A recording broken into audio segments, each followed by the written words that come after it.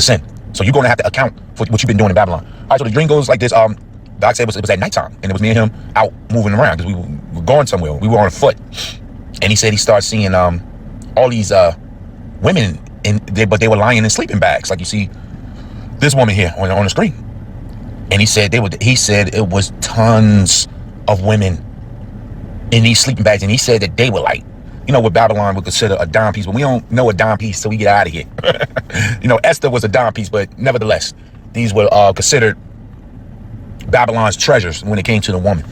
You know, things that men will go out of their wits for. But these women were sleeping in bags. And he said he knew it was all women because of the shape of the hips and the breasts that was inside the sleeping bags. So he said he knew that they were women. He said they were everywhere. He said they were bad women too. He said these were nice looking, young, healthy, but he said also he can tell that they had prestige, they had recognition in this kingdom. Some of them might have been lawyers, doctors. These are women that fell off from their jobs because the thing that's holding the woman up is her employment. You know, that gives her the status, you know, that title. So he said he can tell like these just wasn't average women, and he said they were just all around. He said we were tripping over them. So he said me and I were looking, you know, but we were moving, and we got to this ancient building. He said that was I guess it was in the midst of them, and we can see, you know, now I'm even thinking about it more, it was a Roman Catholic church, he said. And you know, Eve has that pact with these witches and warlocks. That's why there's a Roman Catholic church, because he said specifically it was a Roman Catholic church, but he said it was like one of them ancient churches that looked like a castle, you know. So he said we started climbing the building. So he said we scaling the building, you know, one behind each other.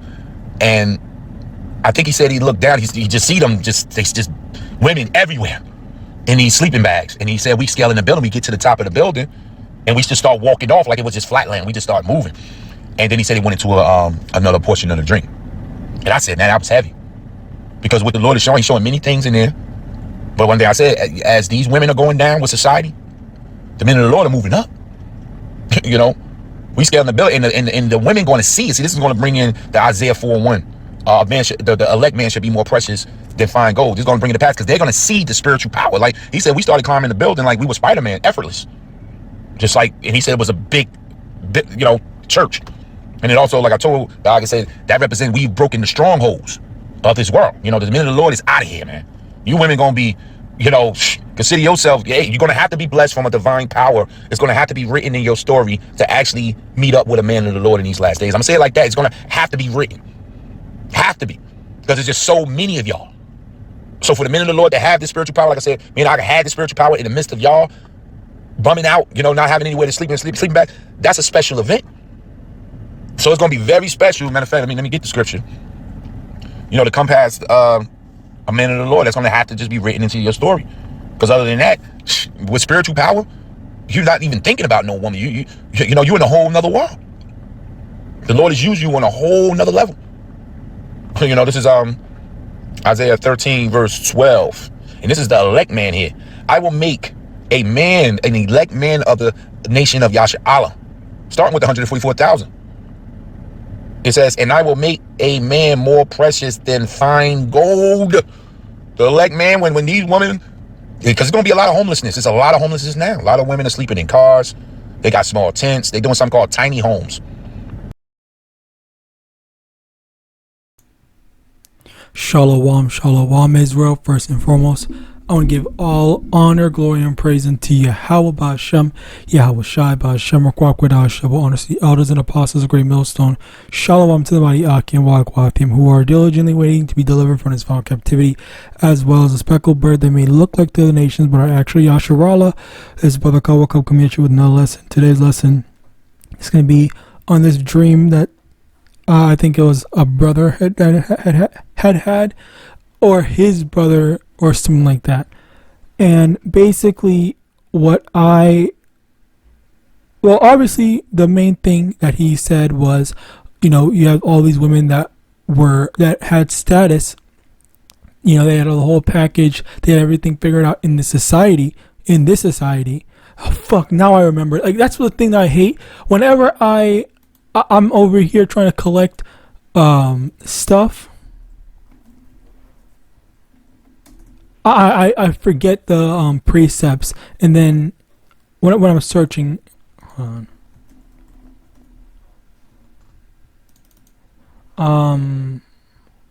It's Luke 12:21. Luke chapter 12 verse 21. So is he that layeth up. Hold on. Luke 12 verse 20. But Yahweh said unto him, Thou fool, this night thy soul shall be required of thee. Then who shall those things be which thou hast provided? Basically, this man was a rich man. He had a lot of money carnally. He had a lot of finances. But over here, Luke 12 verse 21, so is he that layeth up treasure for himself and is not rich towards Yahweh. So basically the thing here is that he has all the money someone might have all the money in the world, but that doesn't mean jack shit, because okay, well, as soon as Yahawadah decides, okay, well, I'm gonna kill you, then what? Like, you're not gonna take that money with you. You can't take that money. You can't take your physical money with you when you die. All right. You can tell someone to bury the money with you. Okay, sure. Are they going to do it? You don't know. You wouldn't know. You wouldn't be able to enforce that. And then even then, that money, even when it gets buried with you, you're not going to be able to use it, because it's your body or whatever soul is separate from your physical thing. Like, you're not a part of this plane. All right. So all that shit about having money and growing these attachments here on this earth, that does absolutely nothing for you. It does not save you, does not help you. It's not anything. So as a result of that, I'm over here listening to this dream, and I'm like, okay, wow, like, so they went from having their houses and all that stuff to now they're sleeping in sleeping bags, because that's all that they can afford. That's all that they can manage. I'm assuming that's what the thing means, but I could be wrong though, or I could be right. And while they're all on the ground, like, all just as like fucking, I don't know what that thing is called. I forgot the term, but they're just around all across the field and stuff like that. And the two brothers, they were just climbing up this thing, like, with spiritual power, and that's parabolic for greater things. It's not just something that's just like physical, because it's something spiritual, because these women got to their lowest while the brothers were rising higher. All right. And that's the thing where Jake more specifically, we are viewed as the worst men in terms of, like, finances and stuff like that. I think I don't even remember. I'm pretty sure it's so-called black men have, or are the least wealthiest, I guess. I think they're the poorest or whatever, something like that. Which, that's a major thing, where we are not rich carnally, but we are rich spiritually. Right? We have the spirit in us. The Lord gives us a spirit for providing for us, be it carnally or spiritually or whatever, in anything that we need, delivering us from any and all trials, tribulations, and hardships, and more. All right. So let's get to these precepts. 1 Timothy 6 verse 10, for the love of money is the root of all evil, which while some coveteth after, they have erred from the faith and pierced themselves through with many sorrows. So it's obviously we need money to survive, to pay for all the stuff. I know that we need to and all that. That's fine, but the problem comes when you say, when in your mind you have this love for money that where you make money your number one priority, which then becomes an issue, because as a result of that, then that's when you start to make lapses in judgment and stuff like that, because okay, well, what's the best thing to make me money, rather than what's the best thing that pleases YAHAWASHI. All right, and again, messing up with your priorities, that's an issue. Revelation chapter 1 verse 7, behold, he cometh with the clouds, and every eye shall see him, and they also which pierce him, and all kindred of the earth shall wail because of him, even so, Amen. And this is another thing where when YAHAWASHI, is establishing everything, everyone's going to see. All right, everyone's going to see how much they fucked up. Everyone's going to see how much they treated, how badly they treated the Israelites, and talking down to us, punching down on us, whatever, is going to lead to their greatest mistake.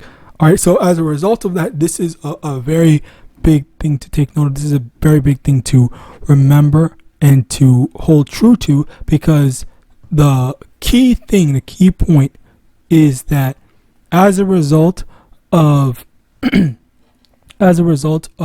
faith in YAHAWASHI, as a result in trusting that YAHAWASHI is going to as of right now, is going to make things right and put an end to the evil vileness of this kingdom. He's going to end all that stuff, because we have faith that that's going to happen. Then when it actually happens, and we're going to see the payoff, we're going to see the benefit to it, we're going to be rewarded as a result of our faith. Where conversely, these people are going to see, like, oh well, I wasted my life trying to gather up all this money, doing all this thing, only for me to just lose it, as we read in Luke chapter 12 verse 20 and 21. Right, where they gathered all that money, they did all that stuff, they were working, and then what happened? And at the end of it, the Lord just murdered them, because you weren't that was temporary. All right, let me actually get that. 2 Corinthians chapter 4 verse 18.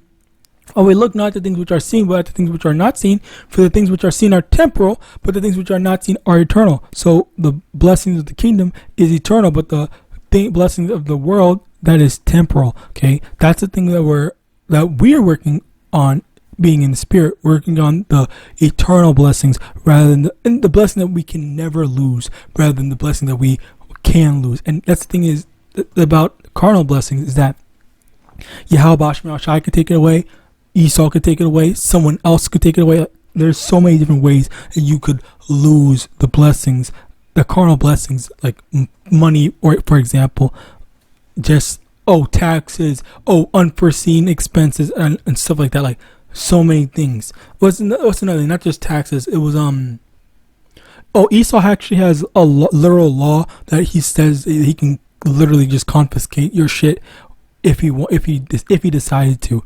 All right, which again just goes to show how evil Esau is. Continuing on.